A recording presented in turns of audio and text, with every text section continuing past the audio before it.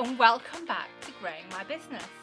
This week we're going to talk about side hustles, and 4 in particular that you can do to earn some extra cash. Now this could be because you want to do something on the side of your job and you just want to earn a bit of extra cash, pay a debt off, have an exotic holiday, whatever it is.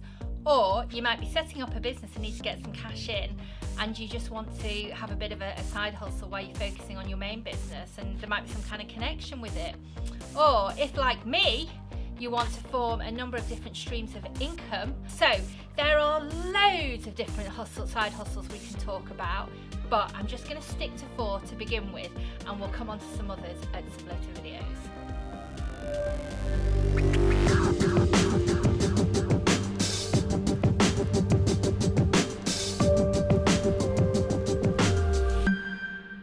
Divided this video into the 4 different side hustles we're going to talk about, and I put it into the chapters below. So if it's a side hustle that's totally irrelevant to you, don't have to watch it unless you're really curious.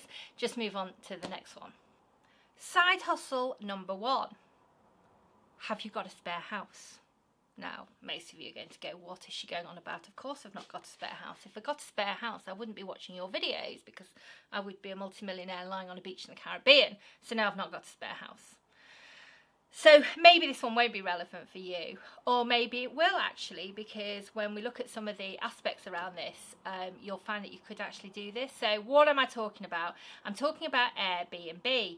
Now, I've known about Airbnb a while. I mean, I've stayed in various Airbnbs in different countries, so I have been fully aware of it, but I've never considered doing it myself until this year. And oh my goodness, it's one of those, Emma, why did you not start this sooner? Actually, this is a really good side hustle. So, you know, Airbnb is interesting, isn't it? Because they're one of the biggest accommodation businesses in the world, but they don't own a single piece of accommodation. It's all those other Airbnbs around the world who own the accommodation.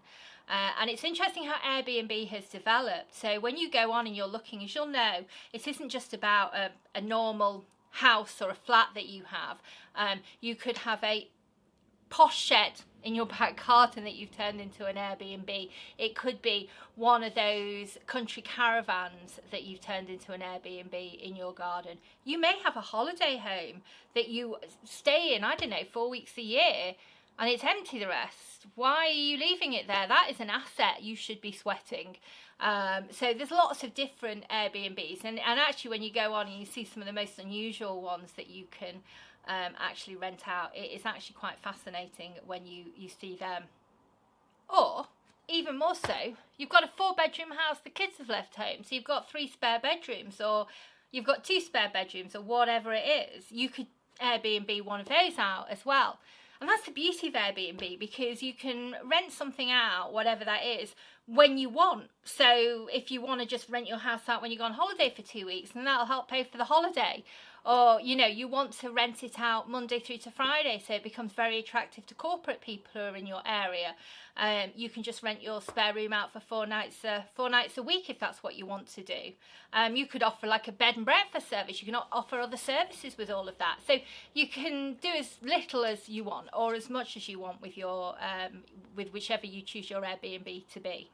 It's definitely something worth considering, because, you know, I consider myself very passionate about business, and this thing has been staring me in the face for at least the last 12 months, and I've done absolutely nothing with it, I'm ashamed to say. So I do make mistakes, but I'm definitely glad I've done something with it now, and it's something that you should think about if it's relevant. And it's fascinating, really, because I've started to research even more, and people who are renting flats and houses to then put on Airbnb.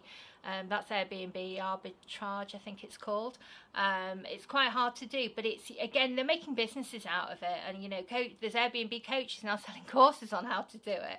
So it's becoming a massive business, and it's, you know, never thought mine would work. I'm not in a holiday area. It might be in a lovely little village, but, you know, I've got people coming for all sorts of reasons, and the feedback so far is 5-star and 10 out of 10, so I'm absolutely delighted. So have a think if that's something that you could do, and do tell me in the comments below, because again, I can tell you a bit more about my experience, or, you know, we can swap some ideas and see how we can help each other.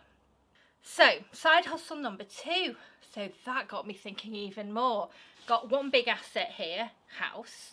Let's sweat that asset. And then thinking, have we got any more assets? So actually, this is something I have known about and we have tried.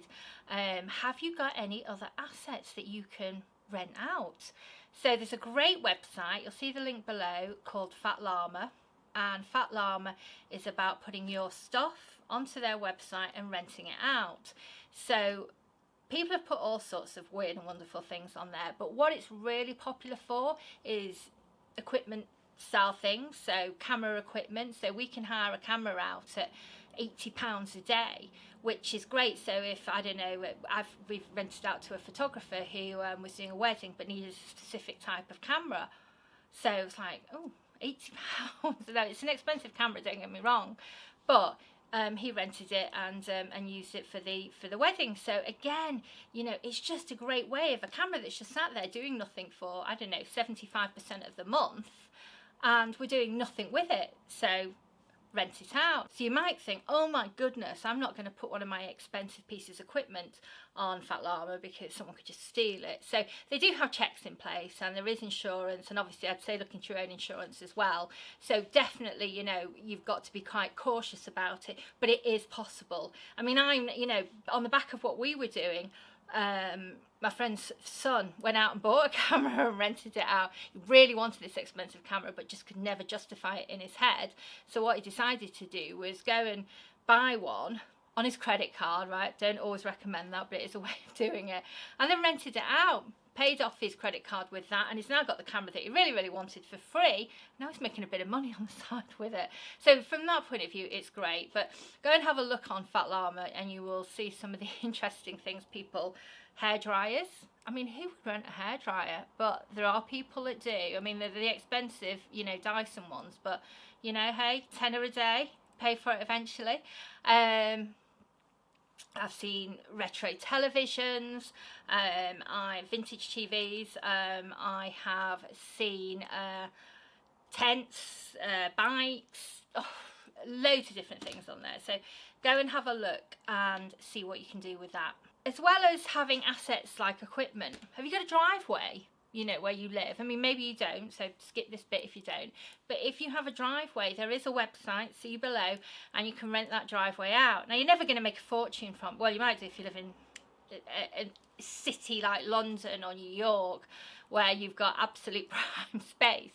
But actually, you could rent your drive out. So if you're out at work or you've got a spare space on your drive, and someone works near there and wants to rent it daily, you can make a few quid doing that as well. That driveway you have, do you have cars sat on that driveway? And are they sat there for a long period of time? You rent your car out, obviously, because you can, in the days that you're not using the car, somebody else can use it.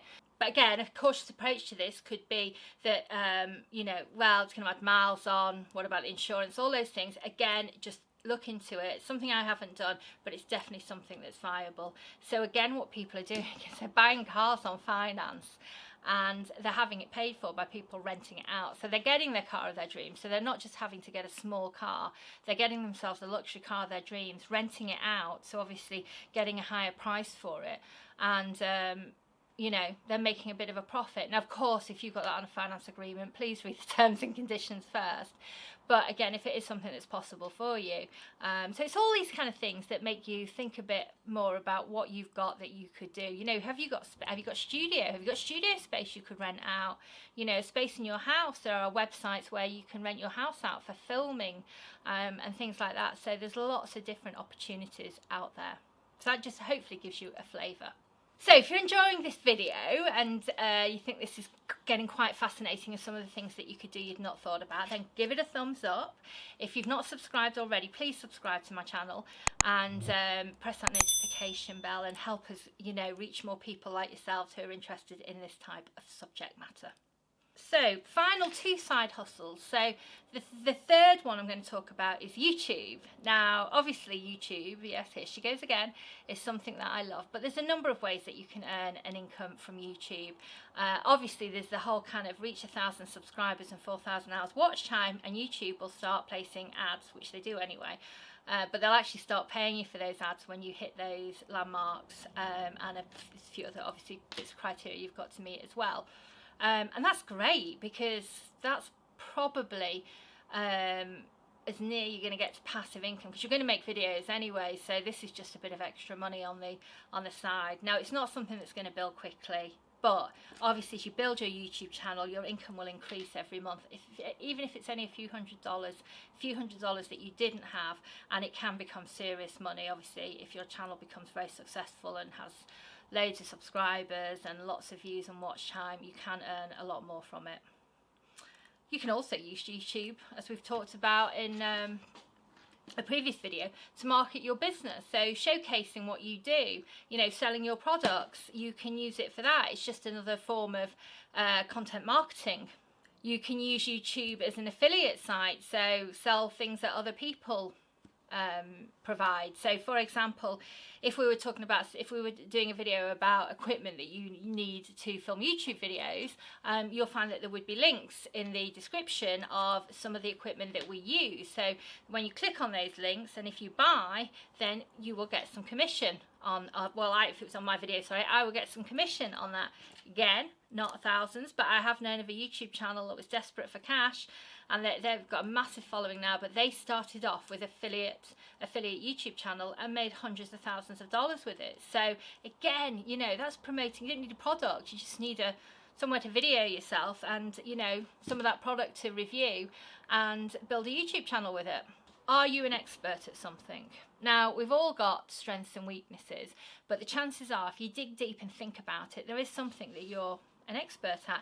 Now, that could be something that's derived from years of experience of doing a specific job, or it could be your hobby or something that you're really passionate about that's completely got nothing to do with work, or it could be a talent that you have, so you're good at making people laugh, you can sing, you can entertain, whatever it is there something that you're an expert at? Now, if you are an expert at something, you can sell that expertise, and you can do that in the form of a course, which you can then obviously market online. So you can create a course, again, all online, all for relatively low cost, apart from your time and a little bit of equipment. You could create a membership site. So if there's something, I remember reading, actually, this is an interesting one, I haven't got his details, but it was a guy who was really into cacti, and a specific type of cacti, so not just a whole array of them, it was this one specific, and he managed to create a channel just talking about this one cacti, and decided to build up a membership site on it. And so all these people who around the world who love this type of cacti joined his membership site. He was earning $30,000 a month from it, just about one cacti. So, you know, he was going away learning lots about it, and you know, teaching people different things about it, you know, and really helping people. And it was just crazy and fantastic at the same time, that you think you could build yourself an income beyond what you would ever maybe earn in the job that you're doing, because you love a cacti. So, you know, it's something very specific, and actually specific niches are really good. I mean, we've set up a channel called the Abrupt Artist, which is because obviously Glenn's a 3D artist, and he also loves plants, and so now he has a channel, and we're doing our marathon on that one and building that channel up, talking about aroid plants, which are basically rare plants around the world that sell for ridiculously high amounts of money. But the following and the amount of people out there who love it is just so big. So, you know, there's pretty much anything you can do if you're an expert. We've only touched the surface here, and we've only talked about 5 areas that are relatively common, and I'm not saying necessarily easy to start. Doing a YouTube channel and being an expert at something's maybe a bit easier than if you haven't got a house or loads of equipment, so that might not be relevant, but they're 4 common areas. And actually, as I said, I never even considered myself being an Airbnb host, because I didn't even think that it would be possible. So you just have to go away and have a little bit of a think and get a bit creative, and I hope this video has given you a bit of inspiration to go away and do this. But there are lots more, and we will touch on lots more. And as I said at the beginning, one of the reasons for doing this is about having multiple streams of income, and I am super passionate about that, so I will be talking about it a lot. It's something that I have always strived towards since I set my own business up back in 2009 when I did the accountancy business, because I don't like putting all your eggs in one basket, and for many things, but especially when it comes to income. So, you know, if something happens to one of those income streams, it's not the end of the world. You know, they say we're only all 2 paychecks away from bankruptcy, and I never want to be in that position. So I think side hustles are actually, even though they've been a bit of a buzzword now for a few years, I think it's something that's really important to think about to secure your financial future. So that's my vision and my view. So if you've enjoyed this, thumbs up, subscribe, notification bell, and come back and see me in the next video. Have an amazing week. I'll see you soon.